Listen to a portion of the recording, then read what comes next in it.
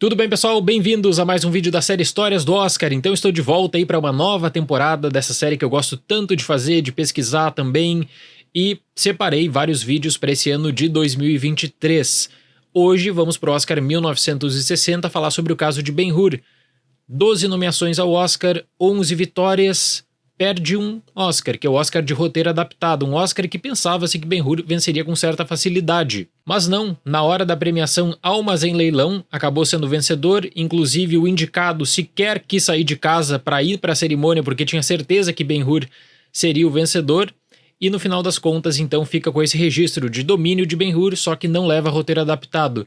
Por quê? É isso que nós vamos discutir no vídeo de hoje, uma questão que envolve sindicato, envolve crédito também para um filme. Como sempre, todas as referências e recomendações complementares estão na descrição do vídeo, e também na descrição do vídeo eu vou deixar o link de uma live especial que eu fiz na aba de membros, discutindo Ben-Hur no projeto Histórias do Cinema. Para quem quiser considerar virar membro do canal, eu agradeço muito. Vamos começar com um contexto, porque Ben-Hur é um dos grandes sucessos da história. Quanto à repercussão, bilheteria, um filme extremamente importante para a MGM. Antes de Ben-Hur, a MGM estava praticamente quebrada, não era aquela MGM de sucesso dos anos 40. Como a estrutura de distribuição tinha mudado muito entre o final da década de 40 e começo dos anos 50, os resultados de bilheteria da MGM não eram tão bons quanto das rivais. Em 1956, a Paramount teve um sucesso extraordinário com Os 10 Mandamentos, do Cecil B. DeMille, uma versão nova do seu filme da era do cinema mudo, inclusive, e aí a MGM bateu o martelo. Olha, os épicos estão em alta, narrativas bíblicas, nós precisamos investir muito em Ben-Hur. Mas curiosamente, a ideia de Ben-Hur ela não é depois de Os 10 Mandamentos, ela surge já no começo dos anos 50, com a ideia justamente de trazer um remake de um clássico do cinema mudo. A MGM tinha muito dinheiro preso na Itália no pós-Segunda Guerra Mundial, e naquela época a MGM não poderia transferir o recurso de lira italiana e fazer a conversão direta para dólar. Ela tinha que gastar tudo na própria Itália. Então a MGM tinha muito caixa, inclusive tinha feito a consideração: tem tanta grana para gastar, vamos fazer essa superprodução e torrar todo esse dinheiro em lira italiana, então, que existe nas contas da MGM Itália. Nesse caso, o Cymbalist, que tinha feito Quo Vadis em 1951, foi chamado para ser o produtor do filme. E fica uma nota também, né, que o Cymbalist morreu justamente durante as gravações de Ben-Hur. Só que o texto de Ben-Hur causa muitas polêmicas, porque não é só você trazer a base do cinema mudo e fazer uma versão nova, né? É uma estrutura diferente. O livro do Lew Wallace é um livro complexo também, não é aquele livro que você pode simplesmente cortar páginas. Do mesmo modo, não existe como você fazer um épico de 5 horas de duração, então coisas sim teriam que ser cortadas. E aí que começam as polêmicas, pessoal, porque a primeira versão de Ben-Hur, e isso é muito importante, a primeira versão consolidada do roteiro que seria Ben-Hur posteriormente, foi escrita pelo Carl Thunberg. O Carl Thunberg, se você pegar o filme hoje no IMDb, Wikipédia, na sua coleção pessoal, ele é creditado como o único roteirista do filme. Só que hoje é possível confirmar, é possível dar garantia de que a primeira versão do roteiro de Ben-Hur é completamente diferente da versão de Ben-Hur que nós conhecemos. O Thunberg ele tinha uma visão de cortar muita coisa do livro, então toda a passagem do Vale dos Leprosos ela seria praticamente omitida, a questão da crucificação de Cristo também seria removida, por exemplo. Tanto é que quando a MGM oferece a cadeira de direção para o William Wyler, o Wyler diz o seguinte quanto ao roteiro: esse roteiro aqui é primitivo, a escrita não é boa, os diálogos são péssimos, eu não vou entrar nessa aqui. A MGM faz uma contraproposta de atrelar o salário do Wyler à repercussão de Ben-Hur, ou seja, ele virou um multimilionário porque Ben-Hur teve um sucesso extraordinário de bilheteria, e também de dar liberdade para o Wyler chamar pessoas da sua confiança para revisar ou mesmo reescrever o roteiro. Então essa versão do Thunberg foi praticamente descartada pelo Wyler, que já chamou 2 pessoas para ajudar. Primeiro o Maxwell Anderson e depois o Samuel Berman. Eles foram uma espécie de script doctor, né?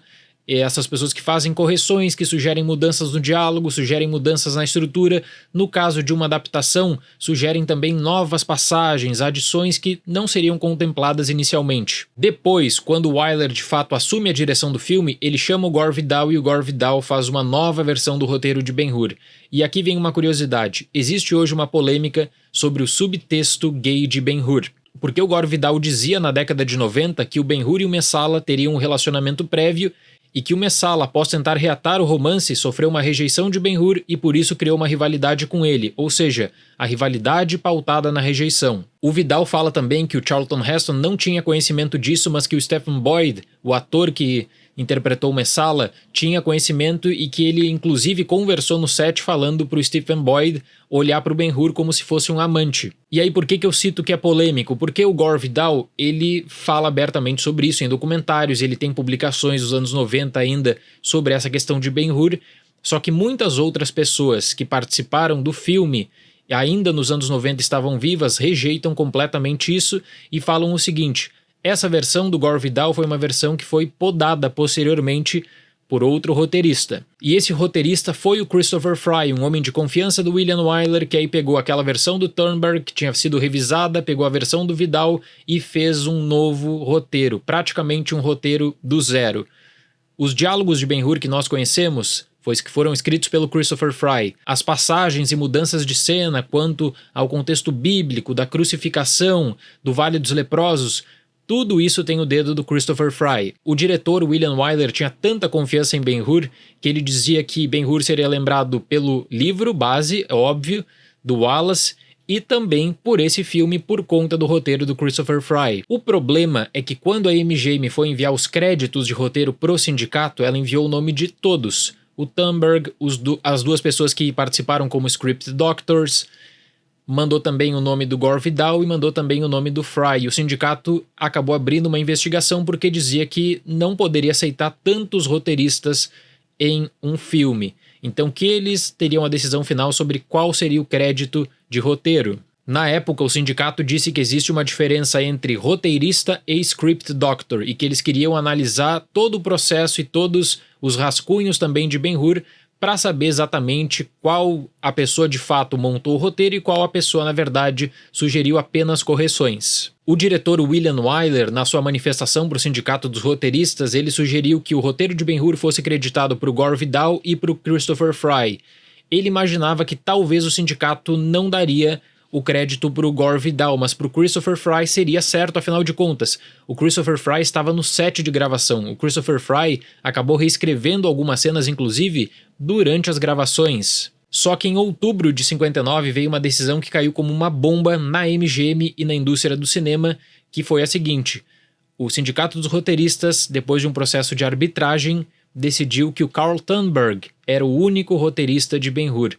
O primeiro roteiro era o do Carl Thunberg, justamente esse roteiro que acabou sendo revisado, que acabou sendo completamente descartado não só pela MGM, mas também pelo William Wyler. E aqui eu preciso abrir um rápido parênteses para falar para vocês que, na comparação direta da primeira versão do Carl Thunberg para a versão do cinema do Christopher Fry, os roteiros são completamente diferentes. Tem aquela coisa, né, de personagens semelhantes, de uma adaptação que não é original, não é algo original, uma adaptação de um livro.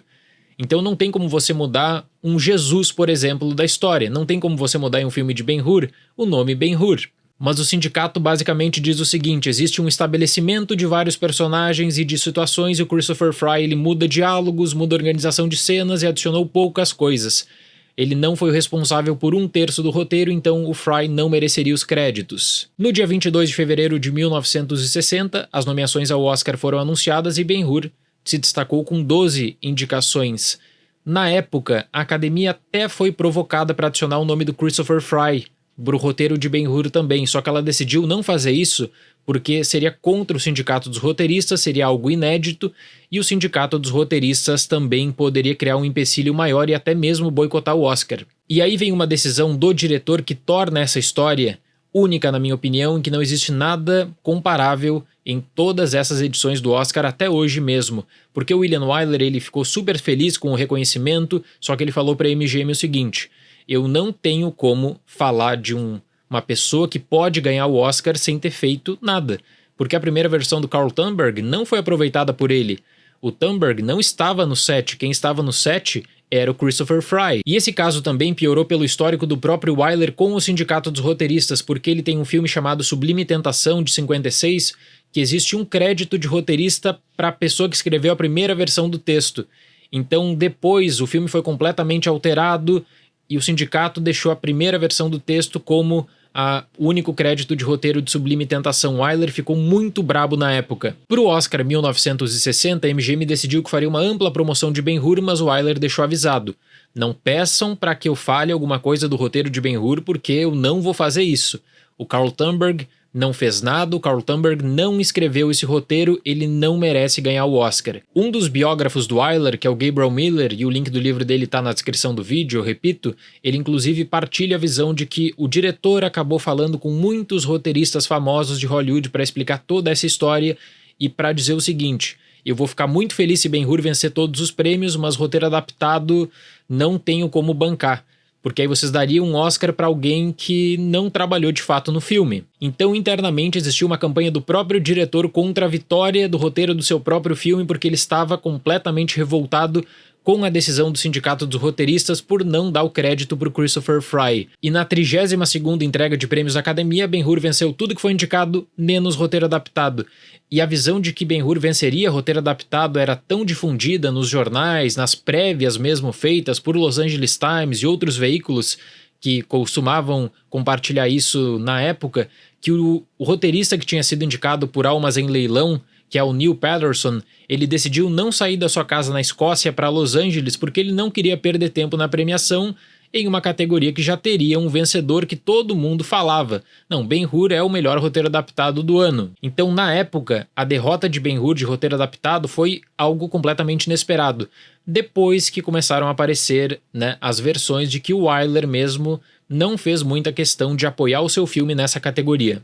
E na própria premiação, o ator Charlton Heston, ao vencer o prêmio de melhor ator, fez questão de agradecer não só ao diretor, mas também ao Christopher Fry. I would like especially to thank not only all of you and all of them, but Willie and Christopher Fry.